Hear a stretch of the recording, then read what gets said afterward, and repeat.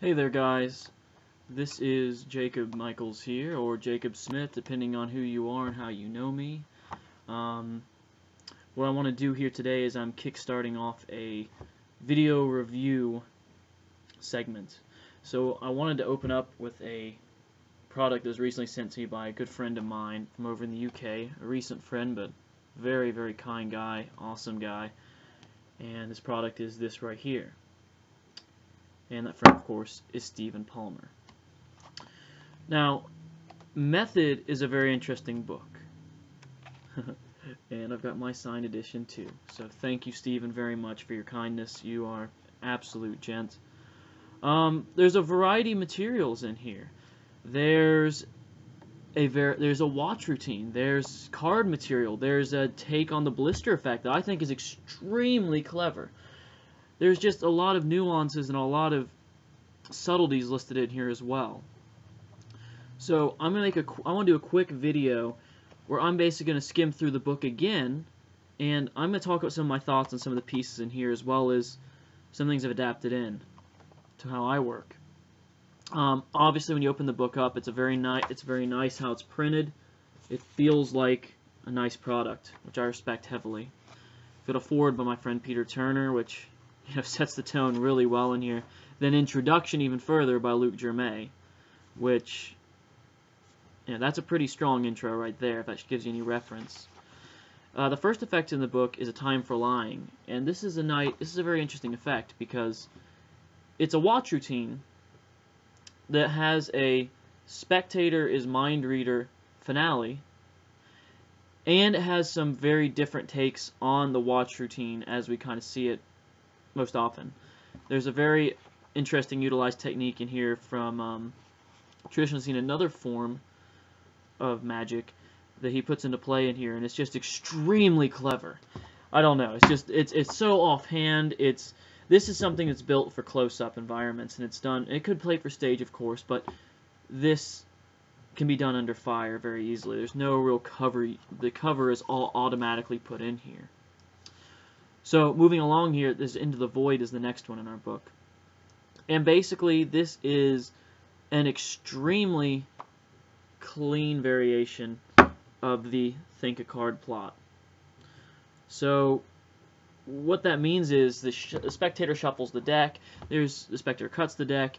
It has that kind of nice feel to it that you want when you're doing a card piece in mentalism. So the reason everyone's raving about that is because, well, it's true, it's excellent, and if you're somebody that works with cards quite often, it's something that I think you can find a way to make fit your personality.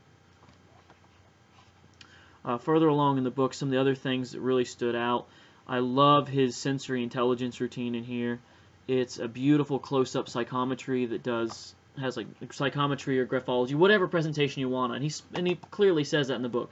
Put what fits your character into the material in this book. Stephen gives a very light presentation in here.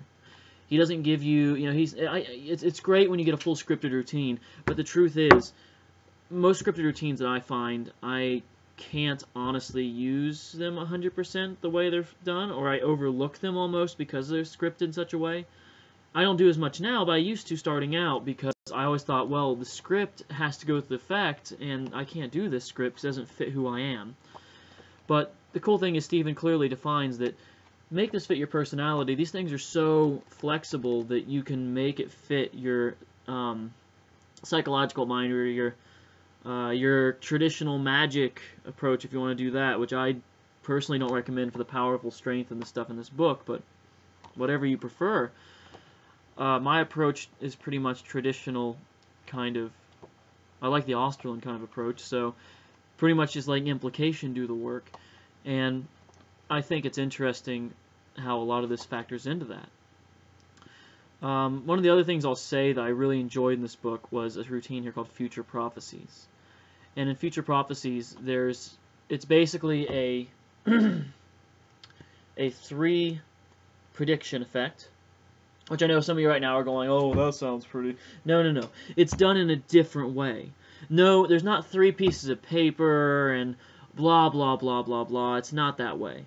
It's basically laid out so the three things are written on one piece of paper, and then at the end you've handed them an envelope from the beginning, and at the end when you pour the piece of paper out of the envelope after your three predictions, which have already been revealed on the piece of paper on a sticky notepad, inside the envelope is a prediction of a name or a number or whatever you want to do, really.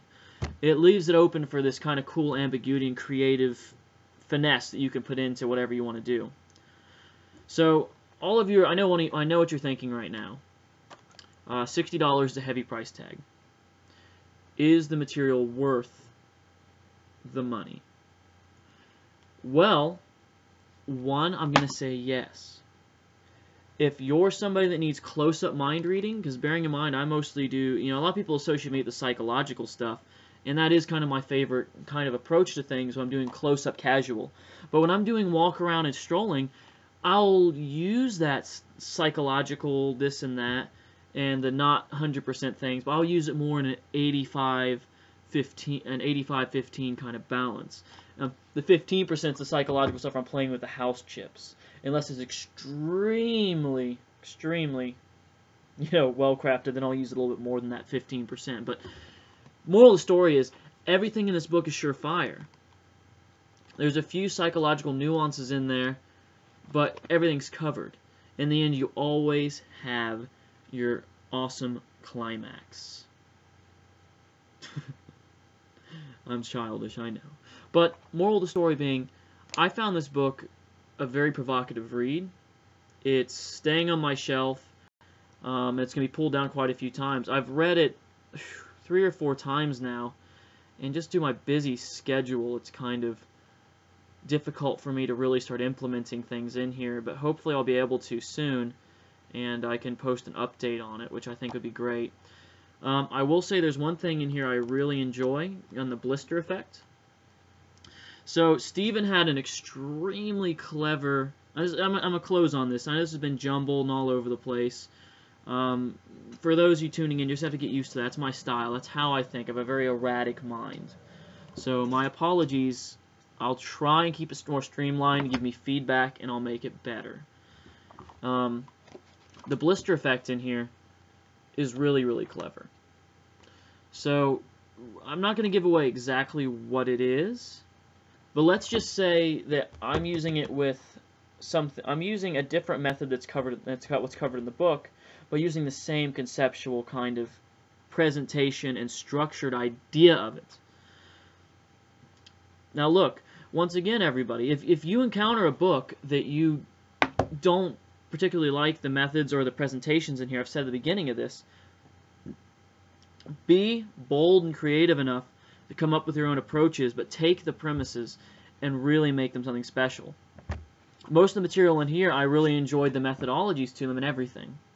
But for the blister effect, for example, it's an excellent methodology, I think, for most people, but for me, I figured that, I have something I can exchange in that for one part of it I enjoy more, and now it's part of a much longer piece that really hits, that really sucker punches it home with this little thing that Stephen's got in here.